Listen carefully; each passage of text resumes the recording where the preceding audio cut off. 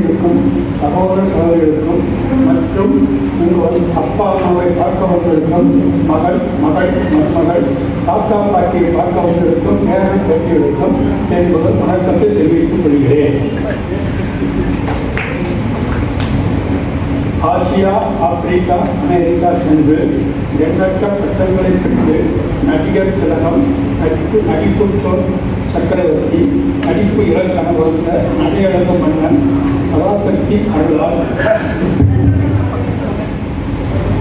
கரைவானில் ஒளி வீசும் நட்சத்திரம் அன்னை ராஜாமணி அம்மையின் மகனாகிய நான் அமலா என்ற பெண்மணியை மணந்து அன்னை இல்லத்தில் புகுந்து அண்ணன் தம்பி குடும்பங்கள் நல்லவன் குடும்பம் என பெயரெடுத்து நடிப்புக்கு தனி வழிவகுத்து ராஜாராணி படத்தில் செங்குத்தூர் நடத்தில் சிம்மக்கொள்ளால் 2 பக்க வசனத்தை ஒரே தேக்கில் சினிமா காட்சியும் பேசி எல்லோரு இடத்திலையும் நல்ல பெயர் வாங்கி வீரத்தில் வீரபாண்டிய கட்டபொம்மன் ஆகி தாய்ச்சொல்லுக்கு கீழ்ப்படிந்து மனோகரா போல் வாழ்விலே ஒரு நாள் குசுமப்புத்தர் என பெயர் எடுத்து தங்கை மீது பாசமலராக நவராத்திரி 9 வேடங்களில் நவரசங்களை அலங்கரித்து அமர தீபம் திருவள்ளுடன் தங்கம் பொருட்கள் ஈட்டியாக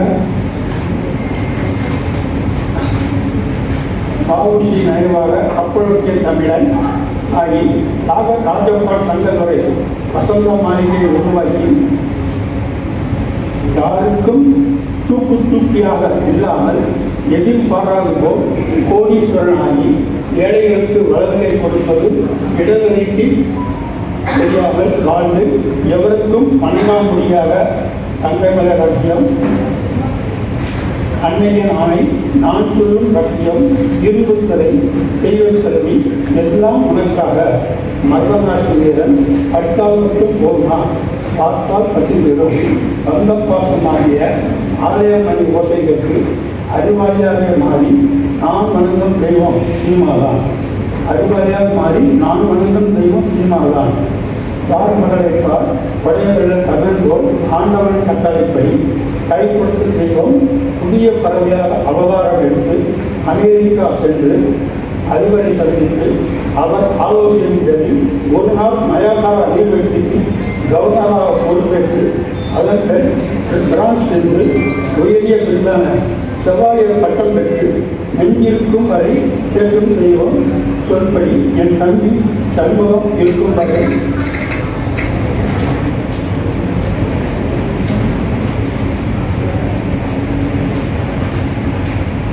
எந்த ஒரு ராஜா உயர்ந்த மனிதன் என் அன்னைக்கு நான் தெய்வ மகன் எனது கலை உலக சேவையை பாராட்டி மத்திய சர்க்கார் அன்பு கடன்களால் பத்மஸ்ரீ பட்டம் கொடுத்து தமிழ்நாட்டை புதுமைப்படுத்தினார்கள். மேலும் தமிழ்நாட்டின் பொக்கிஷம் என எகிப்து அதிபர் நாசர் கூறியிருக்கிறார்.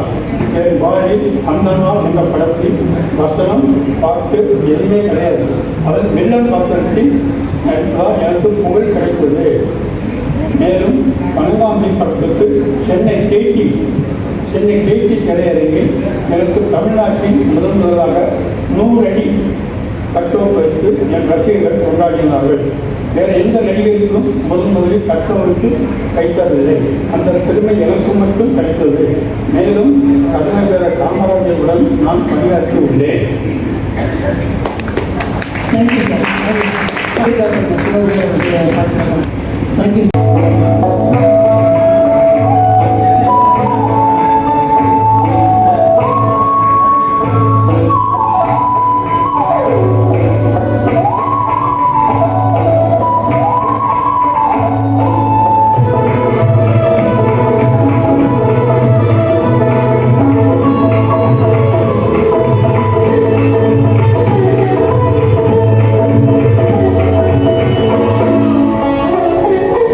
Oh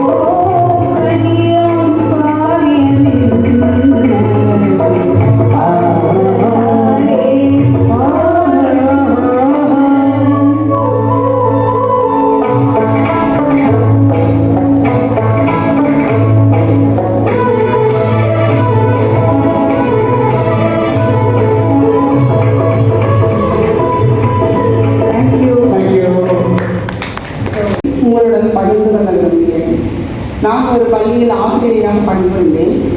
அங்கு தினமும் அட்டண்டன்ஸ் ரிஜிஸ்டர் இருக்கும். காலையிலும் மதியமும் அதில் நாங்கள் எல்லோரும் கையெழுத்து போட்டுவிட்டு தான் வகுப்புக்கு செல்ல வேண்டும். அப்படி இருக்கும்போது நாங்கள் எங்கள் ஹஸ்பண்ட் ஃபஸ்ட்டு லெட்டரும் எங்களோட ஃபஸ்ட் லெட்டரும் சைன் போட்டுட்டு போவோம். நான் வந்து ஏஆர்னு போடுவேன், என் ஃப்ரெண்டு ஜேபின்னு போடுவான். அதே மாதிரி தமிழ் ஆசிரியர்கள் என்ன பண்ணுவாங்கன்னா அவங்க பேசுறது எழுதுறது எல்லாமே தூய தமிழில் தான் பண்ணுவாங்க. அவங்க வந்து அவங்க ஹஸ்பண்டோட பேரில் முதல் எழுதியும் அவங்க பேரில் முதல் எழுதியும் தமிழில் போடுவாங்க. அப்படி போடுறது சுப்பிரமணியனுடைய ஒய்ஃபு சீதாலட்சுமி, அவங்க சுசின்னு போடுவாங்க கையெழுத்து போடும்போது. அவங்க குழந்தைக்கும் சுசினே பேர் வச்சாங்க.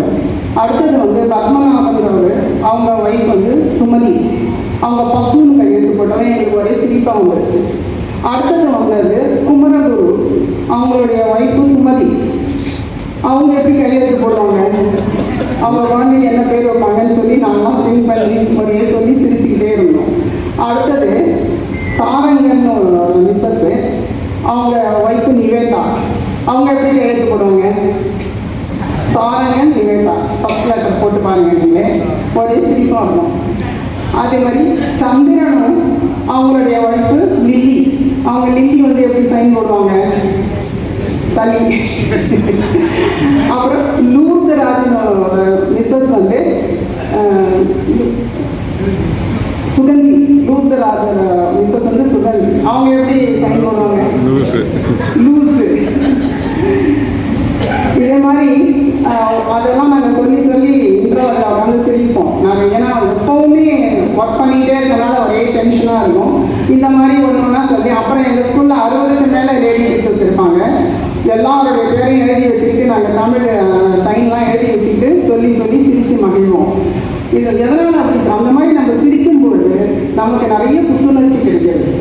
ஸ்கூலில் பார்த்தீங்கன்னா சில மாணவர்கள் வந்து ஆசிரியர் கேட்கிற கேள்விகளுக்கு இடக்கு மடக்காக பதில் சொல்லுவாங்க. அதை பார்த்தா நமக்கு ஒரே சிரிப்பாக இருக்கும். நானே நிறைய தடவை எங்கள் கிளாஸ்லேயே அந்த மாதிரி பார்த்துருக்கேன். ஒரு ஆசிரியர் வந்து பையனை பார்த்து கேட்குறாரு, என்னன்னா நீங்கள் எப்போ பார்த்தாலும் தைக்கிறதுக்கேன்னு சிரிச்சுட்டே உட்காந்துருக்க, நீ வாங்கியிருக்க மாதிரி 8 இதுக்கு போய் இப்படி சிரிக்கிறீன்னு கேட்குறாரு. அதுக்கு அந்த பையன் சொல்கிறான், சார் 8 என்னோட லக்கி நம்பர் சார், அதனால் நான் ரொம்ப அந்த மார்க் கிடைச்சத சந்தோஷமாக இருக்கேன் அப்படின்னு சொல்லுவாங்க.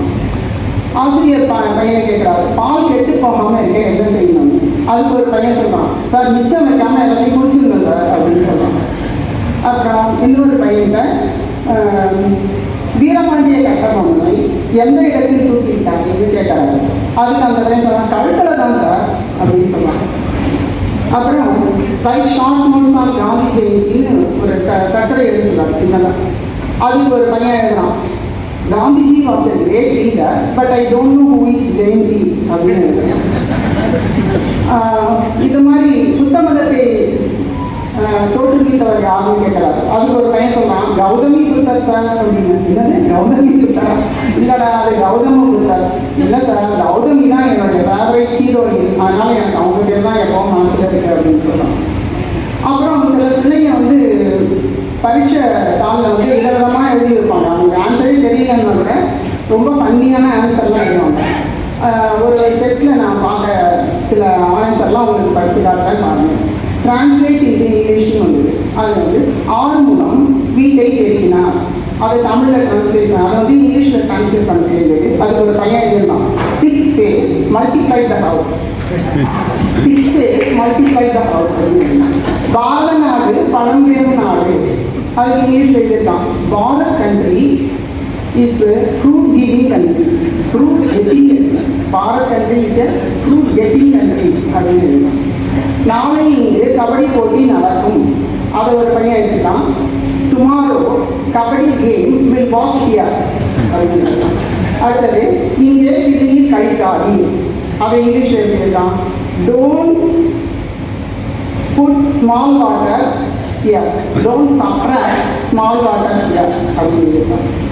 அப்புறம் தமிழில் மாற்றம் செய்யணும்னு சில இங்கிலீஷ் சென்டென்ஸ்லாம் கொடுத்துருந்தோம். ப்ளீஸ் பேர் வித் மீ, அதுக்கு என்ன எழுதிட்டாங்கன்னா தயவு செய்து கரடி என்னிடம் உள்ளது அப்படின்னு எழுதலாம். வாட்ச்மேன் செக் மை பேக், கடிகார மனிதன் என் பையை சோதனை செய்தார் அப்படின்னு எழுதலாம். அப்புறம் எதிர்மறை வாக்கியம் எழுதுன்னு கொடுத்துருந்தாங்க. அதில் குட்டையில் நீர் இறங்கி உள்ளது, அதுக்கு அந்த பையன் எழுதிட்டான் நெட்டையில் நீர் இறங்கி உள்ளது, எதிர்மறையா. ஏரி பாசனம் நன்று, அதுக்கு இறங்கி பாசனம் நன்று அப்படின்னு. இந்த மாதிரி இன்னும் நிறைய பார்த்துருப்பாங்க நாங்கள் ஒவ்வொரு பசங்களும். ஒரு பையன் ஆன்சர் ஷீட்லாம் கொடுத்தது என்கிட்ட கொண்டு காமிச்சான். மேடம் நீங்கள் தப்பாக டோட்டல் போட்டிருக்கீங்க, டோட்டல் மிஸ்டேக் ஆகுது அப்படின்னு. எனக்கு ஒரே ஆச்சரியம். நான் எதில் இருக்கிறதுலே அந்த மேத்ஸ் எனக்கு ரொம்ப பிடிக்கும். அதுவும் அந்த சிங்கிள் நம்பர்ஸ் தானே இருக்குது, அது டோட்டல் போடுறது ரொம்ப ஈஸியாக தான் இருக்கும்.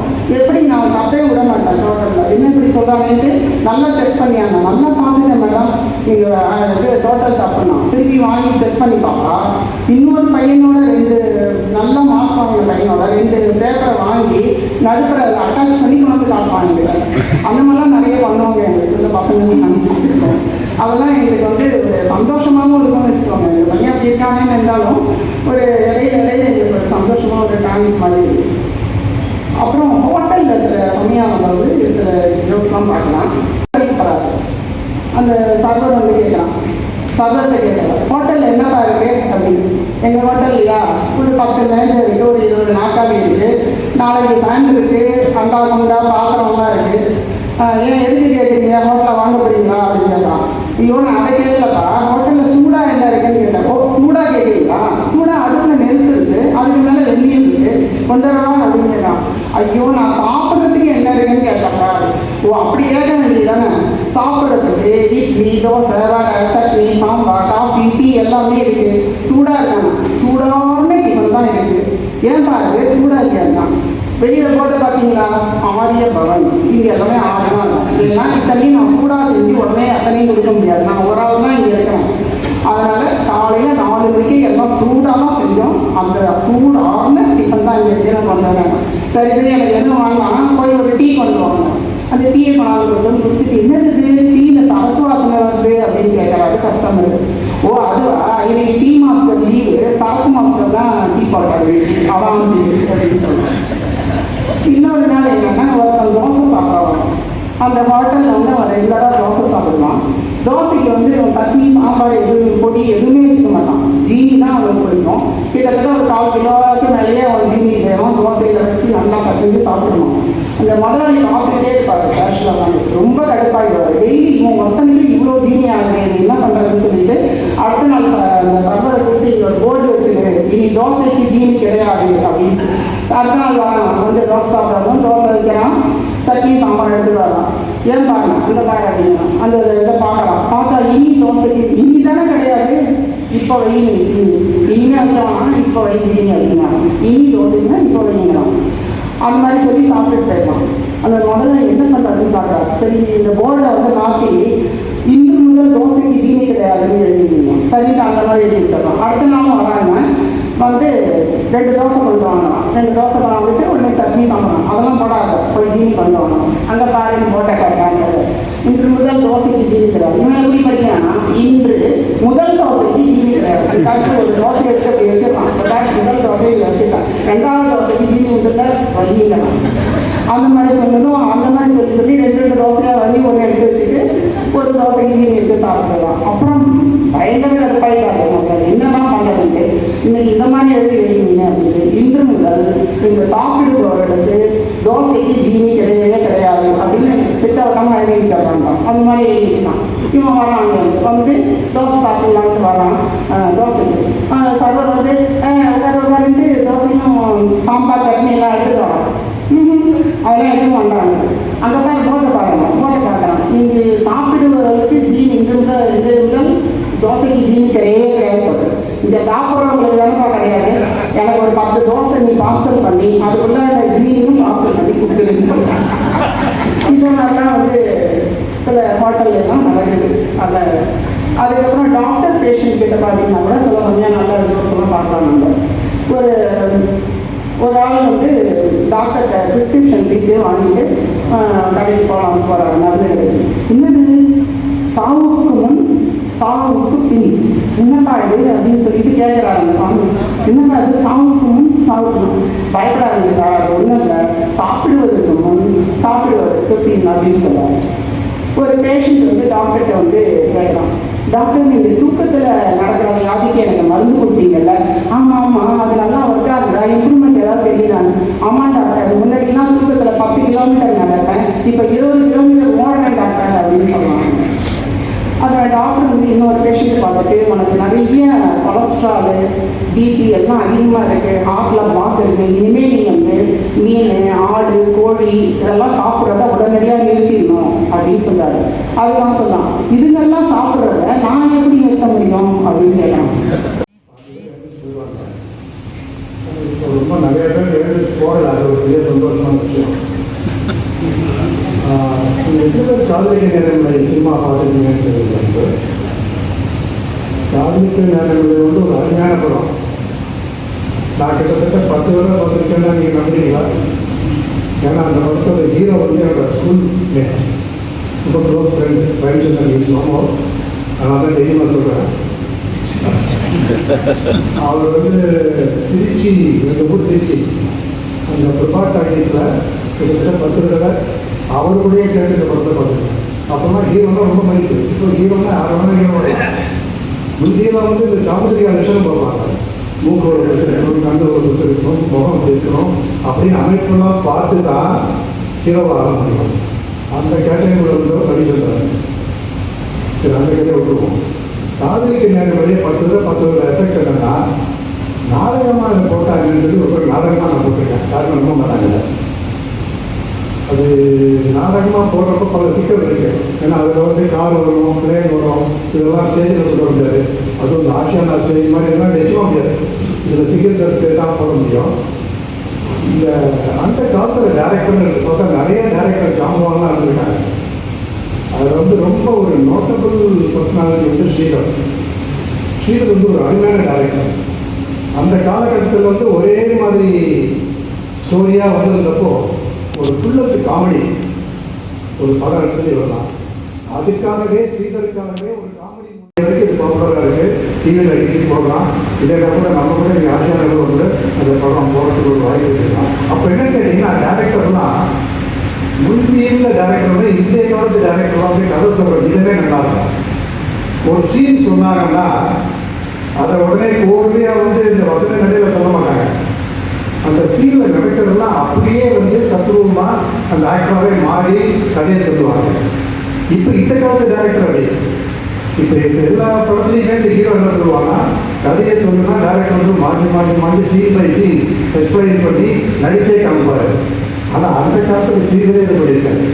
ஸ்ரீதருக்கு வந்து ஒரு சரியான ஒரு ரைட் ஹேண்டல் கோப்புன்னு ஒருத்தர் ரைட்டர் அருமையாக இதில் ஒரு காமெடிலாம். அதில் வந்து காமெடியும் பல பேர் பல காலகட்டத்தில் நிறைய பேர் காமெடியெல்லாம் வராங்க. ஆனால் பாலையா டிஎஸ் பாலையா நாகேஷ் மாதிரி ஒரு காமெடினா நான் பார்த்தது இல்லை. ஏன்னா அந்த மாதிரி அவங்களுக்கு ஒரு அருமையான படங்கள் பேசாத படத்துலேயே பாலையா நினைச்சிருக்காரு. இப்போ அதில் பாருங்கள், ஸ்ரீதர் வந்து என்ன சொல்கிறாருன்னா, ஒரு கதையோட சின்ன இருந்துச்சு. ப்ரோக்ராம் ரொம்ப ஷார்ட்டாக முடியும், ரொம்ப பிளாப்லாம் இருக்காது. அந்த ஷார்ட்டாக சொல்கிற சீன் வந்து இன்றைக்கும் மனசில் நிற்கிற சீன் வந்து, இந்த நாகேஷ் வந்து ஒரு ஓகோ ப்ரொடக்ஷன்ஸ் ஒரு கம்பெனி வச்சுருக்காரு. ஒரு படம் எடுக்கணும். ஆனால் பெரிய பெரிய ஆளுங்களாம் கேட்பாங்க, அவங்க சிஸ்டர்ஸே போய் கேட்பாங்க. ஒன்லி சி இங்கிலீஷ் பிக்சர் தான் தமிழ் பிக்சர் அப்படின்னு அவங்க வெட்டி விட்டுருவாங்க. இவன் அப்பாவும் பெரிய பணக்காரர். அப்பா வந்து நாகேஷோட அப்பா வந்து பாலையா வந்து பெரிய பணக்காரர். அவர்கிட்ட இப்போ படம் பார்க்கறதுக்கு இப்போ கேட்பான், முடியவே முடியாது. ஒரு நாளைக்கு அந்த ஆளுக்கு நல்ல மூடு. அவர் வந்து சும்மா போயிட்டு நாகேஷை கூப்பிட்டு கேட்பாரு, நல்லா சொல்லப்பா, சும்மா படம் எடுக்க போனேன், சும்மா படம் எடுக்க போனேன், நான் கதையை தான் வந்து சொன்னேன். ரைட், அது இருக்குதா இல்லைடா நிஜமாக தான் கேட்குறேன் சொல்லு இந்த அதே கருத்து அப்புறம் பணம் தருவீங்களா நான் என்ன சொல்கிறேன் அது வந்து சொல்லுறது கட்சி முன்னாடி கேட்காம 2 பேர் போட்டு போட்டு மயக்க போட்டு விட்டுட்டாங்க நீங்களும் இப்படி வீட்டுலேயே எனக்கு பயமாக இருக்குது மயக்கம் போட்டு கேட்டபடி நாங்களா நான் அப்படி நிஜமாக சொல்லு அப்படின்னு பார்க்கலாம்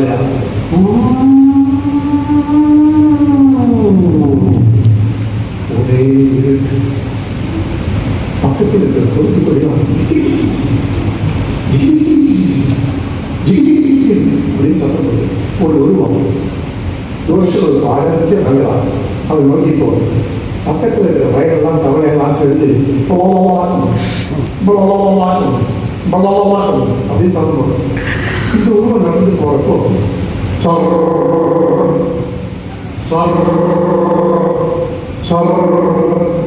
பாலைக்கு உடம்பெல்லாம் நடுங்குவாங்க அந்த காஞ்சியோட இணைந்த இந்த ஷூஸ் பற்றி சத்தம் போடுது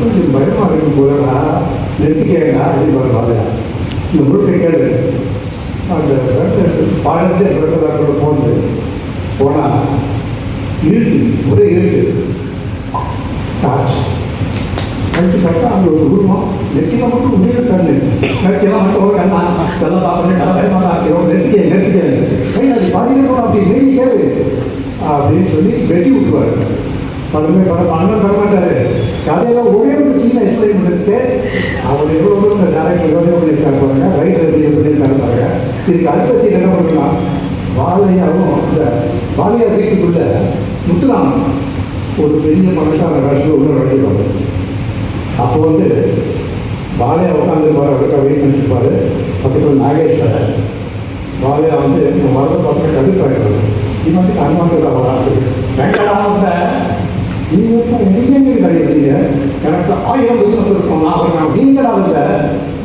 சரி நீங்கள் தானே சொன்னீங்க சிதம்பரம் 10 பேஜ் கப்பலில் பாக்கெட் வச்சுருக்காங்க அவரோட இப்போ தான் சொல்கிறேன் அவர் 10 பேஜ் கப்பலில் பாக்கெட் தான் வச்சுருக்காரு அப்படியா பக்கம் சும்மா வரலாமா இந்த உலக உரிமையை ஒரு எழுதி வச்சு சினிமாக்கால பணத்தை வாங்கி நாளைக்கு கொடுக்க முடியல ஒரே அமத்தம் அமைச்சிடலான்னு பார்க்குறேன் அமத்தா பார்க்கலையா ஒன்றா பையன் மகாபுத்தம் பையன் செருப்பாளர் உங்களுக்கு மகனா போகிறீங்க ஏன் குட்டி எல்லாம் ரெடி காய வச்சிருப்பாரு நான் அடி போட்டு எடுத்து போகிறேன் அதை சின்ன விஷயம் அதில் வந்து எவ்வளோ காமெடி இருக்குது அதை சொல்கிறது எல்லாம் கேட்காது இப்போலாம் இருக்கிறேன்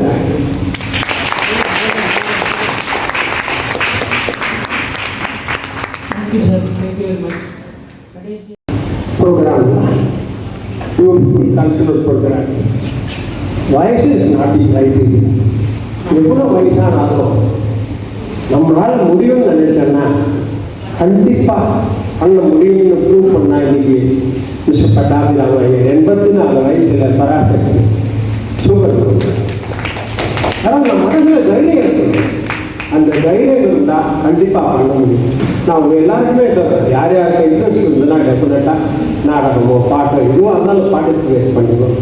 நம்ம உடம்பு வலி அதெல்லாம் மறந்து போயிடும். இதெல்லாம் பண்ண ஆரம்பிச்சோம்னா ஆனஸ்டாக நான் சொல்கிறேன், I have felt that and everybody would have felt. And இன்னைக்கு வந்து ரொம்ப நல்ல ப்ரோக்ராம். எல்லாம் நான் இண்டிவிஜுவலாக கூட சொல்லலாம், பட் டைம் இல்லைன்றதுனால நான் ஜென்ரலாக சொல்கிறேன்.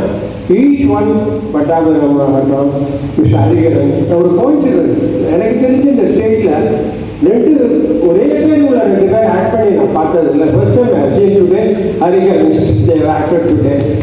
அந்த Viswanath what a classic singer. Kamala madam, Padmini Ramesh, Nikhila madam own style அழகாக பண்ணாங்க.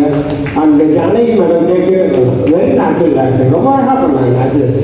அப்புறம் whether I have let somebody and Rani Bai teacher, அந்த டீச்சர் எப்படி பண்ணணுமோ அழகாக modulation everything is very good. எல்லாருமே நல்லா ப்ரோக்ராம் பண்ணிட்டா. இப்போ நான் வந்திருக்கேன், பாவம் நீங்கள் என்ன பண்ண போகிறது தெரியாது. பட் வெயிட்டேன் கேட்டு தான் ஆனால் நான் பாடலான்னு. ரமேஷ் என்கிட்ட எப்படி சொன்னாருன்னா, சார் ஒரு கல்ச்சுரல் ப்ரோக்ராம் பண்ண போகிறோம், எல்லாம் நல்லா பண்ண போகிறோம் ப்ரோக்ராமில், நடுவில் கொஞ்சம் திருஷ்டி ஒன்றும்னா நீங்கள் வந்து பாடுறேன்னா அப்படின்னு. சரி ஓகே, ஆனால் பாடுறதை விடக்கூடாது, ஏன்னா நம்ம நாட பாடவே இல்லை. சரி ஒன்று ஃபைண்டா MSCயோட வெரி கிரேட் கம்பெடிஷன்.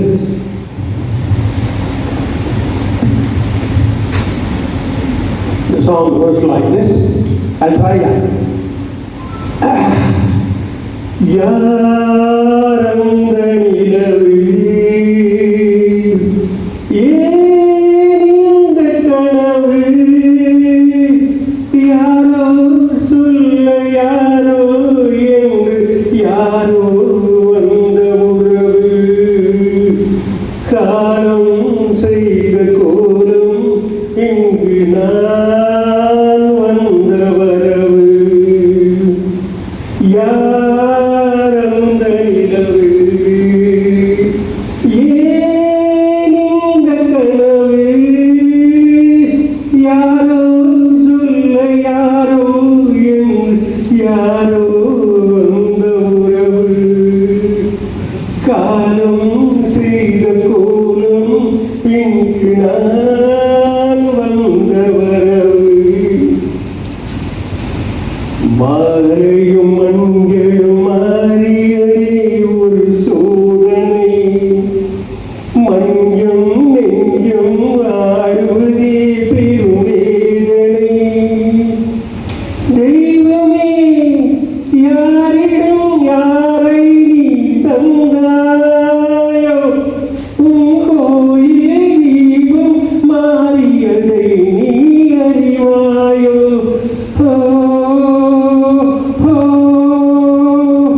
கோயில் தீபம் மாறியதை நீ அறிவாயோ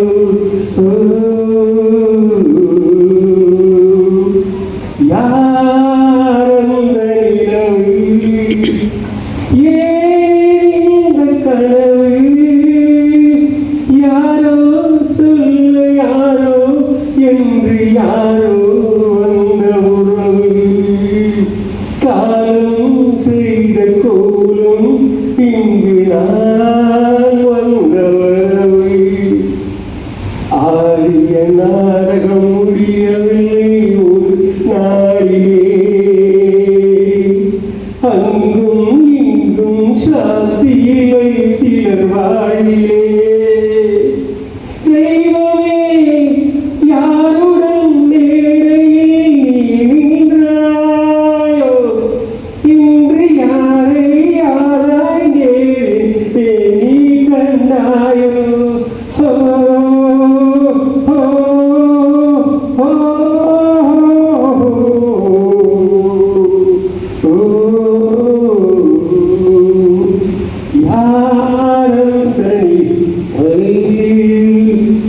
இந்த கனவு யாரோ சொல்ல யாரோ என்று யாரோ வந்த உறவு காலம் செய்த கோலம் இங்கு நான் வந்த வரவு நான் வந்த வரவு.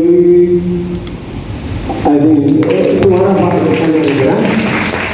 இன்னும் ஒரு பாட்டு எனக்கு ரொம்ப பிடிச்ச சாங் பாலச்சந்திரன் மூவி அனுபவி ராஜா. The song goes like this. ஏழாமத்தம் மனசு என்கிட்ட தான் சொல்லு அம்மா ஏழாமத்தம் மனசு என்கிட்ட தான் சொல்லு அம்மா நான் நாளும் இழந்திருக்க நம்மள நீ கூட்டு சேர்ந்ததமா முத்துக்குளிக்க வாரிகளா உச்சையடைக்க வாரிகளா தந்து மறிப்போமாயே மாயேமா நம்மளை கொஞ்சம் தான் இல்லையோ ஆனான பண்டைய என்ன சொல்லுவாங்க ஆனான பொண்ணுங்க வாக்கு வைக்கும் என்ன சொல்லுவாங்க கோளாறு பண்ணாம கிட்ட வந்து கொட்டுக்கோ சினிமாவில் கொஞ்சா போல காத்தவராயனை காரியம்மாளா காலைச்சம் மாதிரியிலா காத்தவராயனை காரியம்மாளா காலைச்சம் மாதிரியிலா திண்டினாக்கை பார்த்தீங்க நீங்கள் அந்த கரகம் பண்ணி பாருங்க பத்து கொடுக்க வாரிகளா